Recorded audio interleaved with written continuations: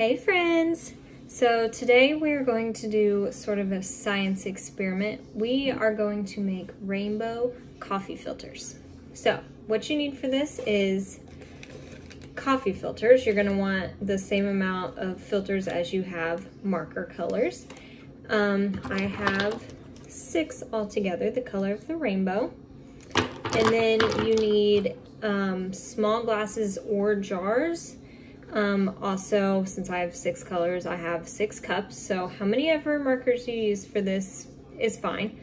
I have these small little things because this is all I had that had multiples in it. You can use any cup size as long as once you fold this up, it is about the same height. So whether it's a drinking glass or a mason jar or anything, whatever you have around the house. All right, so let's get started. The first thing is you keep this open and you are going to take the first color you want to do. So I'm going to start with red and we're just going to draw a circle on these, but you want to keep it in the middle about where the line is of the bottom of the coffee filter. So if you just make a circle with your marker around that circle on the bottom. So it's gonna look like this. And then once you have this on, you're gonna fold your coffee filter in half, fold it in half again, and then one more time. So it looks like this. And then you're gonna do this to all of your coffee filters with all your marker colors. I have already done that, so mine are all ready to go for the next step. So once all your coffee filters are colored, you're just going to stick this into the water and you only want it touching the tip. You want to try your best to make sure it does not actually touch the line that you made with your marker. So I'm just going to stick it in here and the tip is the only thing touching the water. And I'm going to do that with all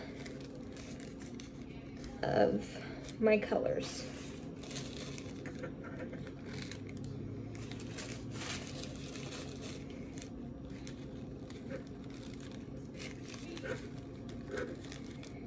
And then once you have these in the water, you should be able to start seeing the water rising on your coffee filters.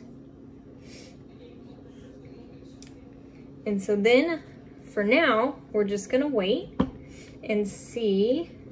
You wanna wait until the water gets all the way to the top and then it should look like a tie-dye effect. If the water in the bottom touches that marker line, then it's just gonna take that color through the whole coffee filter and it won't be as cool, it'll still turn a color. But we're kind of looking for that tie-dye effect instead of just one whole color on the coffee filter. So after about 30 to 40 minutes of letting them sit, I have not let them sit that long for the sake of this video, but the more you let them soak, the more color there's going to be in the coffee filter. So just have fun with it and watch it and then decide when you're done and want to move on to the next step.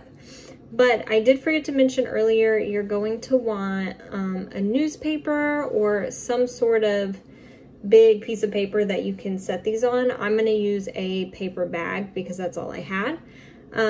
So once it has fully soaked the coffee filter and you're ready to be done, then you can just take it out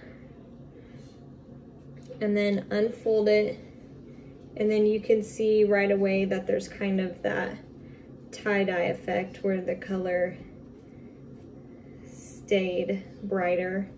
And then you'll be able to see the red more around the outside once this starts to dry. So you take all these out and then just set them on your newspaper or whatever paper you have and then let them air dry. They actually don't take that long to dry, and so you just let them sit. And then the next step after that is just going to be whatever you want to do with them.